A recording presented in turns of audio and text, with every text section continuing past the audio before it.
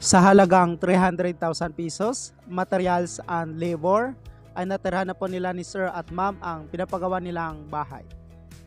Hi guys, samahan niyo po ako at panoorin po natin ang pinagawang bahay nila. Baka ito na po ang disenyo ng bahay na gusto niyo rin pong gayahin at ipapagawa. Itong bahay po pala ay mayroong 2 bedroom at saka isang toilet and bath, terrace, living, dining at saka kitchen. Sa halagang 300,000 pesos po nila, materials and labor ay napakaganda na po ng nagawa. Nakatiles na rin po ito, ceiling, door at saka sliding window at iba pa.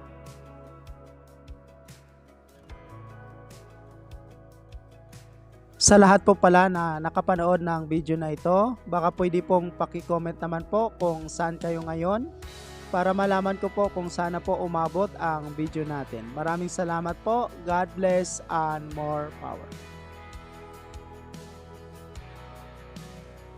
Itong bahay po pala ay ginawa ng isang kontraktor sa loob po ng 26 na araw. Mula simula hanggang mabuo po ito at materhan ng may-ari. Napakabilis lang po ginawa dahil kontrata po ang pagpapagawa nito. 40% po ang labor contract sa mga materialis nito. Ito po ang floor plan ng bahay. May sukat po itong length na 22 feet. Width naman po na 24 feet. 528 square feet or katumbas na 49 square meter.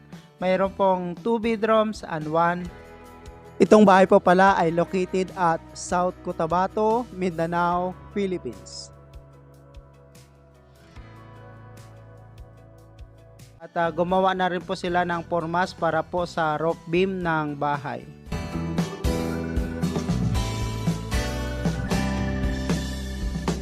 Day 9 hanggang day 11, nagbuhos na rin po sila ng roof beam ng bahay at nagsimula na rin po sila mag-install ng steel trusses.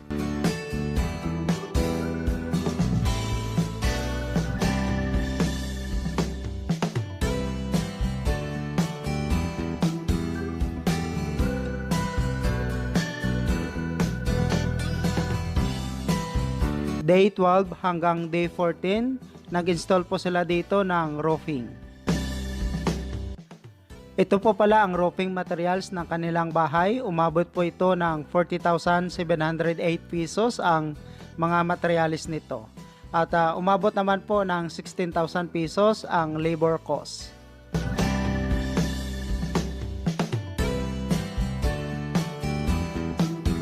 Day 15 hanggang day 20, nag-flooring po sila ng bahay, finishing labas at loob. Gumawa na rin po sila ng konkretong hamba ng bintana at saka balcon or terrace area. Classic tiles, 18 pieces na Espanya brown, 40 by 40, 65 pesos po bawat isang piraso, total of 1,170 pesos. 141 pieces Espanya white mist wood, 60 by 60, 138 pesos bawat isang piraso, total of 19,458 pesos. Ang tiles po pala na 40 by 40 na 18 piraso ay ginamit po nila sa flooring ng CR nito.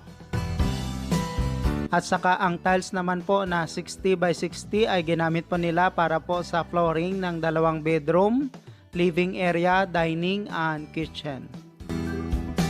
Sa bedroom 1 po ng kanilang bahay ay umabot po ito ng 30 piraso na tiles. Ganon din po sa bedroom 2 ay umabot din po ng 30 piraso na tiles. Sa living, dining and kitchen ay umabot po ito ng 72 pieces na tiles.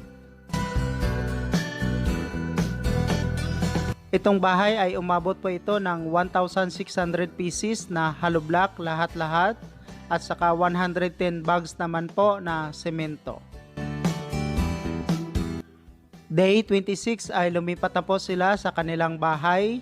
Madali lang po natapos ang kanilang bahay dahil kontrata po ito. 40% ang labor cost sa mga materyales. Itong bahay ay sinimulan ginawa noong November 18, 2021 at natapos po ito noong December 12, 2021. Nitong December 12 lang talaga natapos ang kanilang bahay. Congratulations po and family. Ang labor contract po pala na tinatawag na 40% sa material cost sa hindi pa po nakakaalam.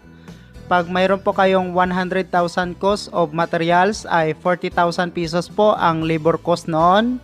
Pag 200,000 naman po na material cost ay 80,000 naman po ang labor cost noon.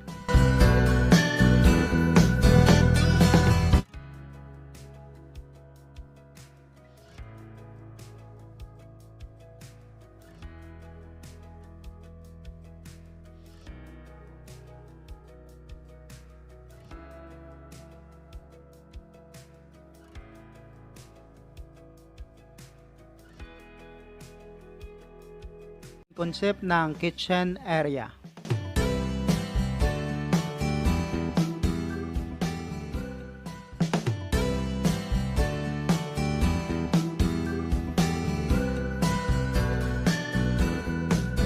At ito naman po ang toilet and bath area.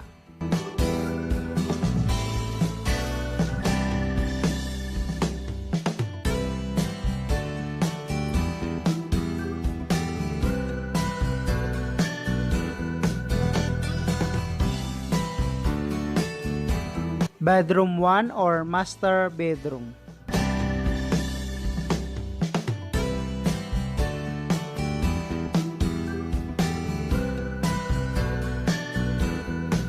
At ito naman po ang bedroom 2.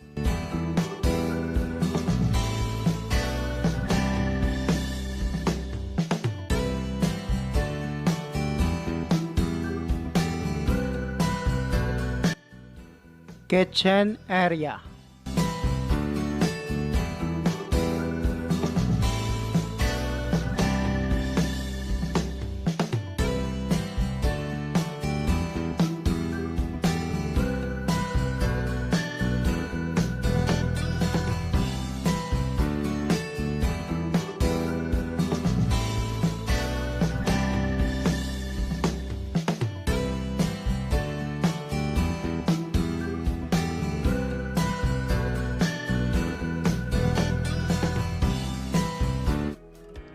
Building the house, umabot lamang po ito ng 300,000 pesos, materials and labor. At natirhan na po ng may-ari ang pinapagawa nilang bahay. 26 days po ito ginawa at kontrata po ang pagpapagawa nito.